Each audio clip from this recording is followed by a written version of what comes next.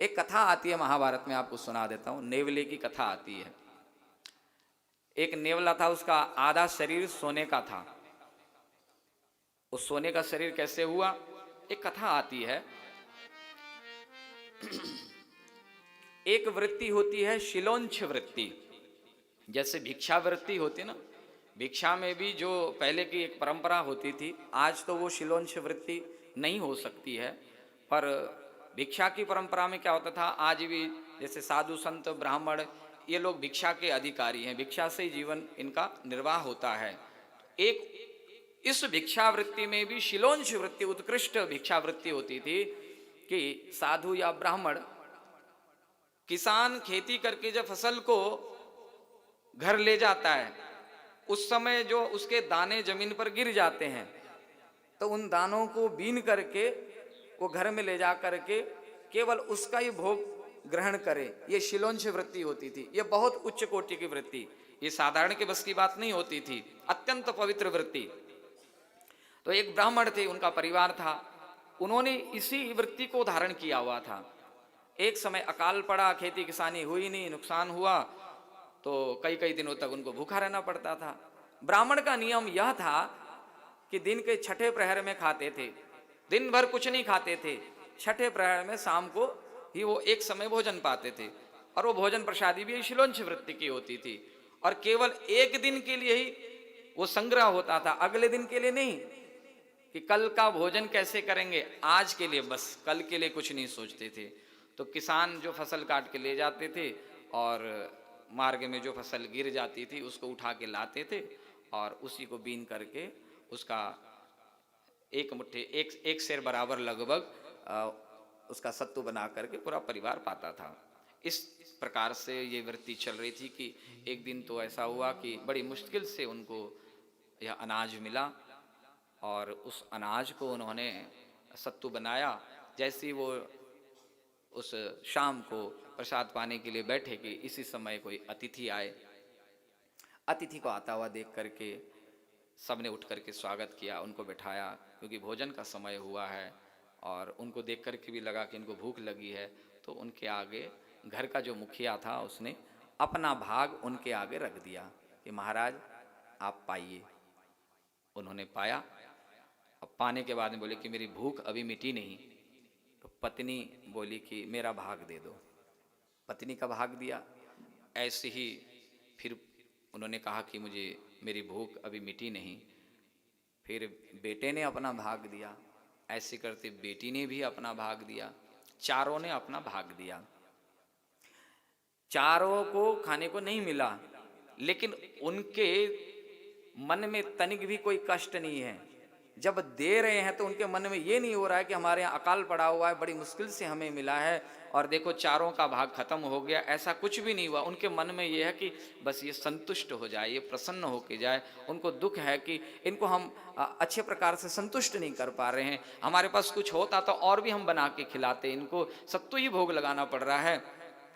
जब वो ब्राह्मण भेष में आए थे, वो भी जब उन्होंने पा लिया, पाने के बाद में वे अपने स्वरूप में आए और उन्होंने उनको आशीर्वाद दिया।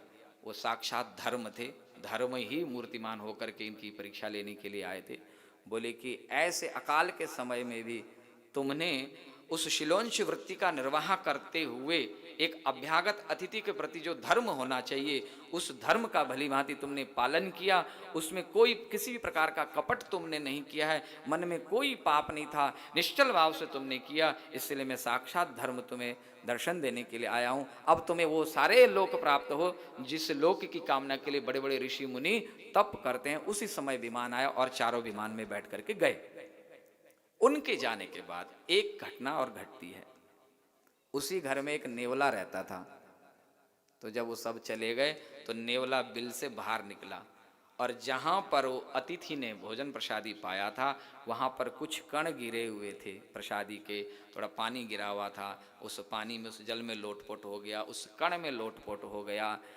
जिस समय वो लोटपोट हो रहा था तो आधा अंग ही लोटपोट हो पाया। एक अंग उसका सिर से लेकर के पूंछ तक जितना वो लोटपोट हो सका, उतने में वो क्या देखता है कि उसका आधा शरीर स्वर्ण का हो गया, सोने का हो गया। आंखें उसकी नीली नीली और पूरा शरीर जो है सूर्य की तरह चमक रहा है। तो आप सबको मालूम है कि युधिष्ठिर ने राजसूय यज्ञ करवाया। उस यज्ञ में बड़ी प्रशंसा हुई युधिष्ठिर की। कथा आती है कि वही नेवला, उसने कीर्ति सुनी कि राजा युधिष्ठिर ने बहुत बड़ा यज्ञ किया है, उस यज्ञ में जाऊंगा। तो उस यज्ञ में नेवला आया, सबने जय जयकारी करी युधिष्ठिर की, जय हो जय हो जय हो, आपका यज्ञ सफल हुआ, आपका यज्ञ सफल हुआ। इसी समय वो नेवला आया, नेवला गर्जना करता है, युधिष्ठिर प्रसन्न होने की कोई आवश्यकता नहीं है, आपका यज्ञ अभी सफल नहीं हुआ। सब स्तब्ध रह गए।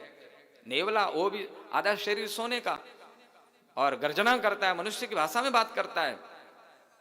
सबने उस विचित्र नेवले का अभिवादन किया, स्वागत किया, उसको आसन दिया और सबने पूछा कि आप कौन हैं, और आपने जो बात कही पूरी दुनिया ने कहा कि युधिष्ठिर का यज्ञ सफल हुआ, लेकिन आप कहते हैं कि यह यज्ञ सफल नहीं हुआ, किस कारण से सफल नहीं हुआ, क्या कमी रह गई? जानते हैं नेवले ने क्या कहा? नेवला कहता है कि उस शिलोंच वृत्ति ब्राह्मण के एक शेर सत्तू के बराबर भी नहीं है युधिष्ठिर का यह यज्ञ। कहा महाराज आप क्या कह रहे हैं, कौन ब्राह्मण और कौन सी शिलोंच वृत्ति और क्या सत्तू, ये कौन सी कहानी है? तो नेवले ने फिर वो कथा सुनाई कि मैं उस ब्राह्मण के घर में रहता था बिल में, और उस समय मैंने देखा कोई अतिथि आए थे, और उस ब्राह्मण के परिवार ने उस अतिथि की जो सेवा की थी, उस सेवा को देख करके मैं बड़ा प्रसन्न हुआ। मेरे मन में हुआ कि ऐसे महात्मा के इस घर में चरण पड़े हैं, जहाँ जूठन पड़ी हुई है, वहाँ जाकर के मैं भी जूठन में लोटपोट हो जाऊं भाई, मैं भी निहाल हो जाऊं। क्योंकि हमारे यहाँ की एक परंपरा है, महिमा है। हमारे यहाँ कहते हैं महत पाद रजो विषेकम। भगवान की पूजा करने से, आराधना करने से शायद भगवान न मिले, लेकिन संत महापुरुषों की आराधना करने से, उनके चरणों का आश्रय लेने से, उनके चरणों की धूल लेने से भगवान की भक्ति अतिशीघ्र प्राप्त होती है। ये बड़ी भारी महिमा है। तो मैं गया वहां, लोटपट हुआ, तो देखो आधा शरीर।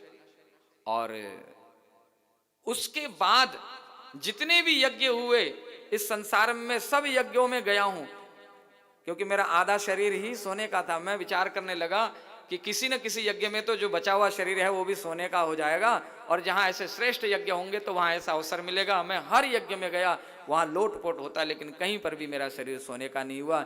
मैंने युधिष्ठिर के यज्ञ की महिमा सुनी, मुझे विश्वास था कि युधिष्ठिर के यज्ञ में तो मेरा जो बचा हुआ शरीर है वो शरीर भी मेरा सोने का हो जाएगा। मैं यहाँ आके भी लोटपोट हुआ, लेकिन यहाँ मेरा शरीर स्वर्ण का नहीं हो पाया। इसलिए हे युधिष्ठिर, आपको अभिमान करने की आवश्यकता नहीं है, आपका यज्ञ अभी भी मेरी दृष्टि में सफल नहीं हुआ है। उस शिलोंच वृत्ति ब्राह्मण के एक शेर सत्तू के बराबर भी आपका यज्ञ नहीं है। ऐसा कहते हुए नेवला वहां से अदृश्य हो गया। सबने यह आश्चर्य देखा और सब अपने अपने घर को चले गए। इस कथा से एक संदेश समाज के लिए आया, दान का प्रसंग यहाँ आया ना, इसीलिए यह प्रसंग सुनाने का मन हुआ। कई बार ऐसा होता है कि हमारे मन में कहीं ना कहीं सूक्ष्म रूप से कोई अभिमान बैठ जाता है कि हम तो फलानी जगह जाते हैं, इतना देते हैं, इतना करते हैं। ये साधकों के लिए बिल्कुल ये पक्की बात है।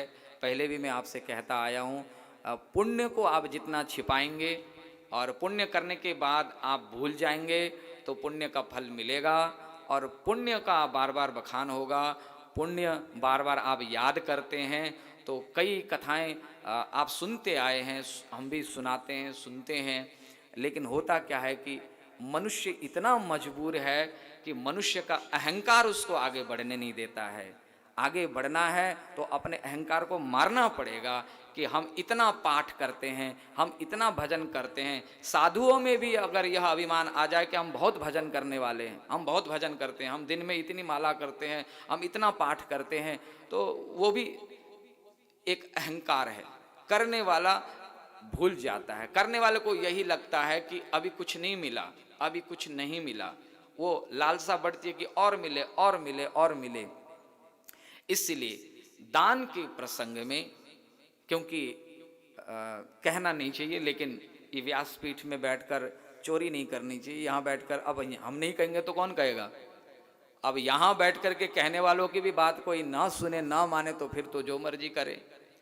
आज की परंपरा में एक बड़ी विचित्र दशा है कि हमारे यहाँ तो साधु महात्मा कहते हैं कि सुई का दान करके व्यक्ति छत में जाकर के देखता है कि मेरे लिए विमान आया कि नहीं। सुई का दान करके छत में खड़ा होकर के देखता है कि विमान नहीं आया अभी। ऐसी स्थिति मन में कभी ना हो। हम दें भगवान, अगर हम देते हैं तो मन में ये नहीं आना चाहिए कि हमने दिया, हमने किया। हमें यही आना चाहिए हम इस लायक थे नहीं, न जाने भगवान की क्या कृपा हो गई कि हमें भी इसका अधिकारी बनाया और हमसे कुछ करवा दिया उसने, बस इतना हो, उसको धन्यवाद करें और कुछ नहीं। नेवलेग ने जो कथा सुनाई है उसका कहने का भाव यही है, पवित्र वृत्ति से आप कुछ करते हैं। जैसे कि हम भी देखते हैं, सुनते हैं, अनुभव में आता है, और जो इस प्रकार से जीवन निर्वाह करते हैं, आप मानिएगा जो इस प्रकार से जीवन निर्वाह करेंगे, अपने आप को गुप्त रखते हैं, भगवान कोई कमी नहीं रखता है उसको। अच्छा, गुप्त प्रकट भी कर दें तो भी उसका जो किया है मिलेगा ही, लेकिन जो मिलना चाहिए वो नहीं मिल पाता है, वो रह जाता है, वो रुक जाता है। आज तो परंपरा चल गई है कि पंखे में भी नाम होता है, बाथरूम की टाइलों में भी नाम होता है। अरे आप क्या कर रही हो, हमको तो समझ में नहीं आता है। अपने पितरों को बाथरूम के टाइल में लगा रखा है। जो मर के चला गया वो पता नहीं किस योनि में जाके बैठा होगा, और किस भ्रम में हम बैठे हुए हैं कि हमें उससे क्या मिल जाएगा।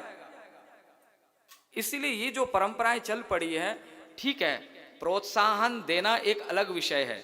अगर यहाँ पीठ पर बैठ करके यहाँ से किसी को प्रोत्साहित किया जाता है तो इसलिए प्रोत्साहित किया जाता है कि उसको देख करके औरों के मन में भी प्रेरणा मिले, भाव जगे। कई बार ऐसा होता है कि प्रेरणा मिलती है अगले को, लेकिन इसका अर्थ ये नहीं लगाना चाहिए कि हम भी कुछ करने वाले हैं। हम भी हैं, हम जैसी मैं आ जाएगा हमारे अंदर में, सोई फल का नाश हो जाएगा। इसलिए प्रोत्साहित जरूर करें, एक दूसरे को प्रोत्साहित। अच्छा कोई काम करता है तो उसको शाबाशी मिलनी चाहिए, लेकिन इसका अर्थ ये नहीं लगाना चाहिए कि हम ही बहुत कुछ हैं। ये जरूर अपने जीवन में इस पर विचार करें।